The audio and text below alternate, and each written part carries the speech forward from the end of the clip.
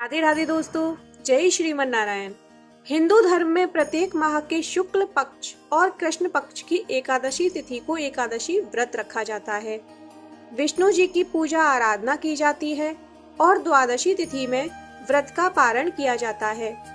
अश्विन माह के कृष्ण पक्ष की एकादशी तिथि को इंदिरा एकादशी के नाम से जाना जाता है।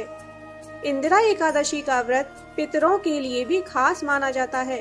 मान्यता है कि जो लोग पितरों का तर्पण, श्राद्ध और पिंडदान करते हैं, उनको इंदिरा एकादशी व्रत करने से शुभ फलों की प्राप्ति होती है।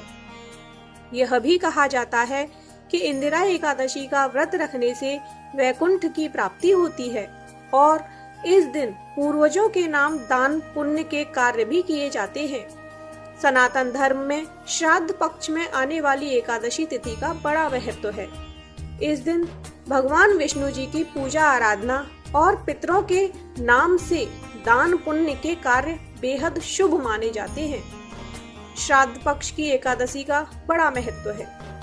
मान्यता है कि इंदिरा एकादशी का व्रत करने से हजारों वर्षों की तपस्या, कन्यादान का पुण्य समेत कई शुभ फलों की प्राप्ति होती है। इंदिरा एकादशी का व्रत करने वाले जातक के 7 पीढ़ियों के पितर तृप्त हो जाते हैं और विष्णु जी की पूजा आराधना से मनोवांछित फलों की प्राप्ति होती है। हिंदी पंचांग के अनुसार एकादशी तिथि का आरंभ 27 सितंबर शुक्रवार को दोपहर में 1:19 पर होगा और 28 सितंबर को दोपहर 2:50 पर एकादशी तिथि समाप्त होगी। शास्त्रों के अनुसार उदया तिथि में जब कोई तिथि लगती है तो उसी दिन व्रत किया जाता है, यानी कि सूर्योदय के समय जो तिथि होगी वही तिथि पूरे दिन मानी जाती है। ऐसे में इंदिरा एकादशी का व्रत 28 सितंबर को किया जाएगा। पद्म पुराण में वर्णित विधि के अनुसार इंदिरा एकादशी का व्रत रखने से पहले दशमी तिथि के दिन पितरों का श्राद्ध किया जाता है। दशमी तिथि में ब्राह्मण, गौग्रास, कौए और कुत्ते इन सभी को भोजन कराएं।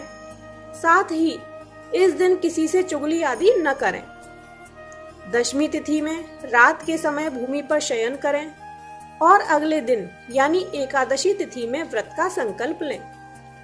इसके बाद स्नान आदि के बाद एक चौकी पर पीला कपड़ा बिछाएं और उस पर भगवान विष्णु जी की प्रतिमा स्थापित करें।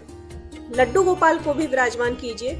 अगर विष्णु भगवान की प्रतिमा नहीं है तो आप लड्डू गोपाल को विराजमान करें और उनकी भगवान विष्णु के रूप में पूजा अर्चना कर सकते हैं, क्योंकि लड्डू गोपाल भगवान विष्णु के ही अवतार हैं।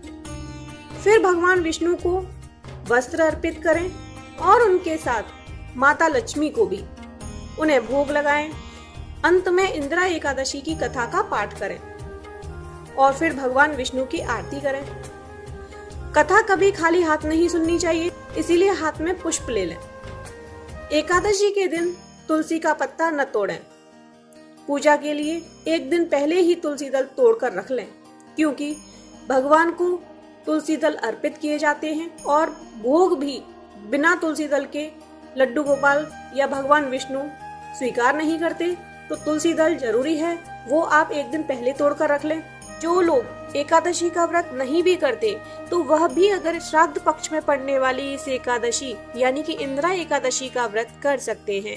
इससे उनके पूर्वज तृप्त होंगे और तृप्त होकर वे आशीर्वाद देंगे और उनकी गति होगी। अगर आपको हमारे द्वारा दी गई जानकारी पसंद आई हो तो प्लीज वीडियो को लाइक करें और चैनल को सब्सक्राइब करें। धन्यवाद।